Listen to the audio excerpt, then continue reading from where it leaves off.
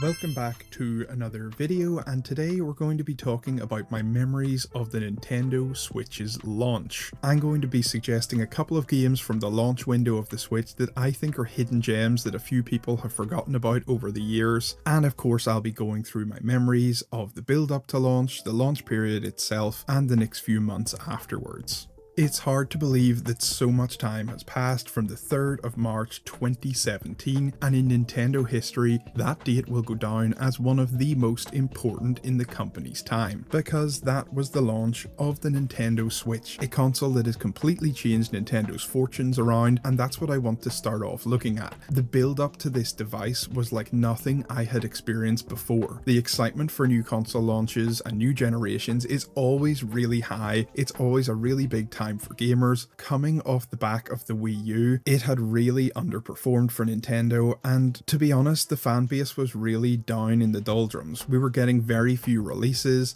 there was hardly any third-party support, the hardware itself was lacking, but the Wii U had to live so that the Switch could be born from its ashes. I remember having a series of phone calls with one of my best friends in the week leading up to the console's launch and being super excited. We were predicting everything for the console's future, and we were of course excited about The Legend of Zelda Breath of the Wild, which I'm going to come on to in a moment. Sadly for me though, this was the console generation that was really the death of the midnight launch. Previous consoles in the past I'd gone to pick up at midnight, and I'd got into the spirit of the whole atmosphere. There was crowds of people, everyone waiting outside, ready to pick up a console. But unfortunately in the area where I live, that wasn't something that was getting arranged for the Switch, and I ended up getting mine from Amazon. While it's super convenient, it can backfire. My friend actually ended up getting his a day late, and I felt so bad for him. While for me it was the death of the midnight launch, over in America at the official Nintendo New York store, it was far from it. It felt like a rebirth of the midnight launch, because we had CND from YouTube fame here camping out and trying to be the first person to pick up a Nintendo Switch, and his little documentary series charting the month leading up to the launch of the Switch, the atmosphere, the fan base, the camaraderie between all the different characters that were there, it just helped hype the Switch up even more. And I have really fond memories looking back at that series of videos, and I've since visited Nintendo New York store, and I remember across the road from Nintendo there is like I think it was a bin or a post box or something that had a lot of different graffiti and stuff on it, and a lot of the guys that were actually there, CND included, had put their own YouTube name or whatever it was on that post box, and I have a couple of pictures of that. Even living far away somewhere that there wasn't a midnight launch, watching those videos every day really helped you be part of the overall worldwide fan base of Nintendo. It turned my eye to a couple of different YouTube creators, the like of CND, obviously Etika, who unfortunately passed away, and Gabe, who I think even now is still doing some Nintendo content out there every now and again. It was just great to put a different eye on parts of the community and to obviously get that build up and hype going for the Switch. I wish I could have been there, but I ended up getting my copy from Amazon the next day,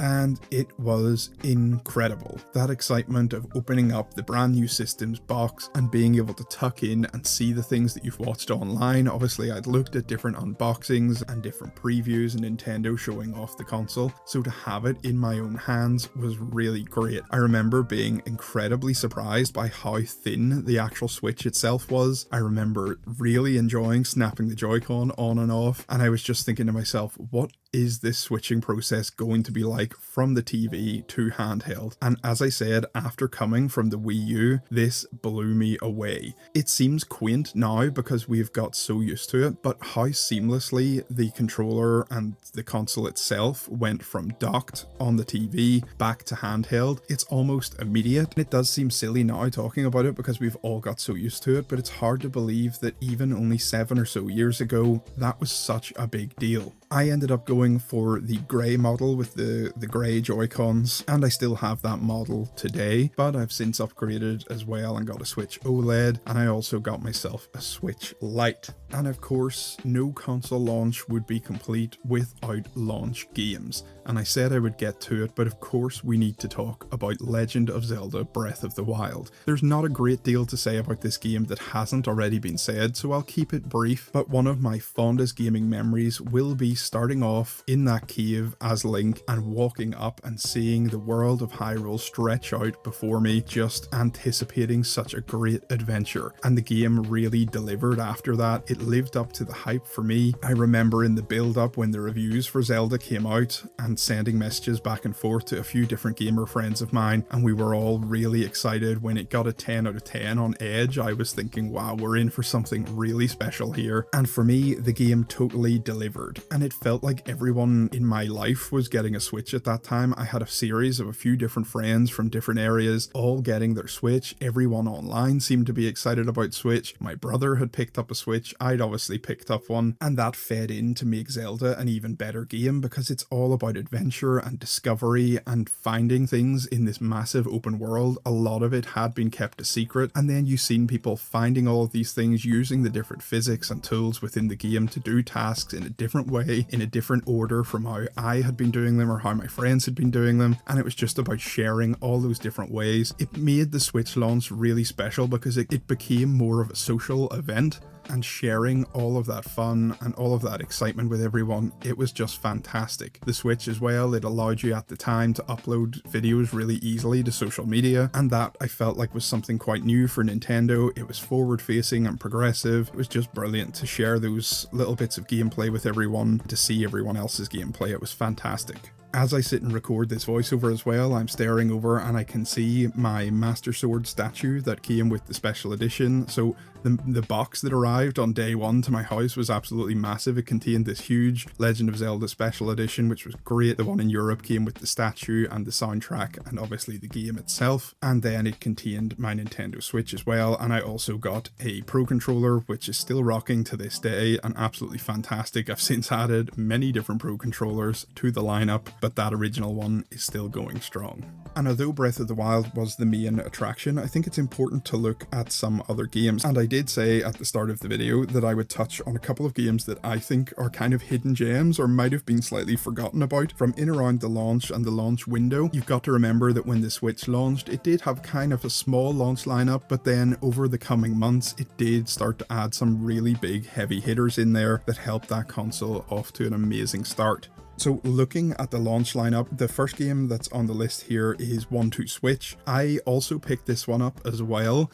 This was maybe a piece of software that I would have liked to have seen bundled maybe in with the console, because it helped to really show off the differences with the Joy-Con. It did help you to get an understanding of that HD rumble and why it would be important to games in the future. Decent in a family or social setting, but not one that I would really have rushed out to play if it hadn't have been at launch. Just Dance 2017, I ignored. I'm not into that series, unfortunately. Skylanders Imaginators, that's again one that I skipped over, but I believe it has become incredibly rare and hard to get. Super Bomberman R, that was a really surprising one. It was cool to have Super Bomberman on the system at launch. That really surprisingly got a sequel down the line, so that was pretty cool. I Am Setsuna came out. That was digital only in the West here, but it did get a physical release in Japan, and that's from Tokyo RPG Factory. This one is really good. It reminds me of that PlayStation 1 era of JRPGs. This one has a very kind of sad and melancholy storyline. If you're into those PS1 JRPGs, this is definitely one to keep in mind and look out for. The two that I would really like to shout out as somewhat hidden gems that I think have been slightly forgotten to time,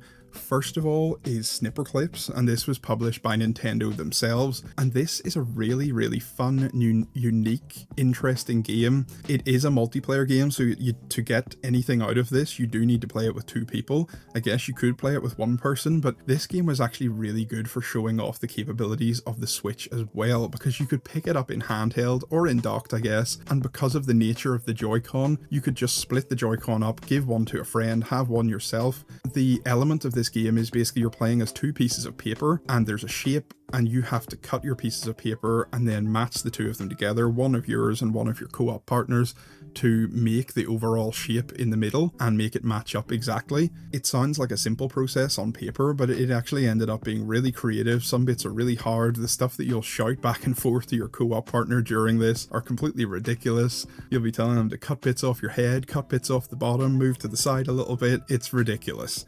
It's so much fun, and I do think it's one that has been slightly overlooked. If you were there at launch, you've maybe heard of it, but I know a ton of fans have come into Switch right up until even as early as a couple of days or weeks ago, and they've got their Switch and are looking for fantastic games. And you can't get much better for local co-op than Snipperclips. And another one that I think has kind of been forgotten about a bit as well is Shinen, who brought us Fast RMX. And this isn't the first time that we've had a fast game. There was one on the Wii U as well. I did miss out on the physical release of that, and I think that one's quite rare and hard to get as well. This digitally released at the launch of the Switch, and it was really, really good. If you're into F-Zero or Wipeout, it has that futuristic style and feel, and as the name suggests, it's a really fast racing game. It has since got a release physically from Super Rare Games in the UK. Unfortunately, that's all sold out, but if you're looking on the second-hand market, it did come with a cool edition with a steelbook as well. So if you're interested in this game, that might be one to pick up, but I'm sure you can get this digitally on sale from time to time now. But it was right there at launch, and it gave me many positive and fun memories. And shortly after launch, I was traveling over to stay with family in America, and I was traveling over from the UK to the United States, and it was only a few days after the Switch's launch. This is one of the really strange things because of the nature of the Switch being handheld and docked at home. I was able to bring it with me, and I remember sitting playing Breath of the Wild in the airport, being completely blown away. I felt like I was one of the characters from a Nintendo commercial. I actually had someone stop me in the airport and ask me, oh, is that the brand new Nintendo kind of gaming system? I said yes. I was able to show them it, let them have a go. It was just a really fun time for gaming because it was something completely different, just turning things on their head, a console that could be taken with you on the go. And I think a lot of people were interested in it because of that reason. And let me tell you, it was absolutely brilliant having that on the plane, being able to play Legend of Zelda Breath of the Wild while you're up in the sky. It just totally killed that flight for me. It was so good. And if we're talking about launch window games, I guess the couple of big ones that I would like to touch on would be Mario Kart 8 Deluxe and of course ARMS from Nintendo. Both of these were great games. Mario Kart 8 we'd obviously had before, but it was great having this in handheld, and I'm surprised how long Mario Kart 8 has lasted for without getting a brand new one in the series. The other one, ARMS, was really surprising, and this is one I actually might do a video series on, or a video on, just a retrospective on in the future, because it's one I really enjoyed, and I remember doing the Global Test Punch it was called, and just having a great time with it. I love the idea of holding one Joy-Con in each hand and using it as your fists in the game. It did seem like a kind of gimmick at the time, but once you started playing it, you realized how in-depth these systems were and that you could actually play with manual normal controls. I think ARMS is one that a lot of people have overlooked. It's a great game. A couple of other pointers I'd like to just touch on for the launch of the Switch was definitely just how the system ran compared to the Wii U. Wii U seemed very slow, very sluggish. How it felt in your hand, it was very plasticky, very childlike. Nintendo Switch felt more adult, it felt more streamlined. Yes, I know we want different themes and things like that, but just having the plain black and white, keeping it relatively simple, it meant everything ran really nicely, really smooth. The console in your hand as well, it just looked sleek. It looked more kind of Apple cell phone like, and it was great just to be there at the launch of this brand new console that may well go on now to become the highest selling console of all time. I think it's got a really good shot of going on and outperforming PS2, which is absolutely bonkers for anyone that was there in the days of the 3DS and Wii U. It didn't look like Nintendo could possibly bounce back that well, but they have done. I'm really excited for the successor to the Switch, and whatever it's going to be, I'll be there day one at launch for certain. But comment below what your experience was with the Switch at launch, or even if you've picked one up afterwards, what it was like when you first got it, and we'll hopefully get a good conversation going in the comments. I want to thank you all very much for watching, and I'll see you all in the next one.